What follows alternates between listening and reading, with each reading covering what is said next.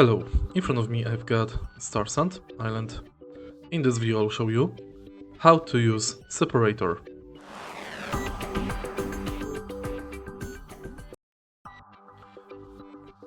You can use Separator to create materials from other things. For example, we can create flour from wheat.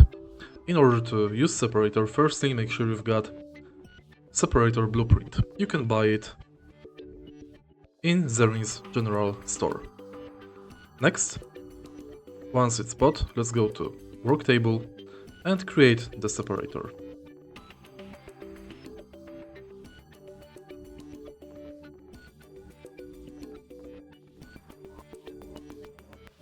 You need stone, softwood and fiber.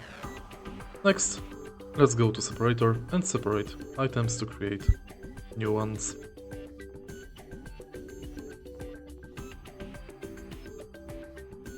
If you find this video helpful, please leave like, comment and subscribe.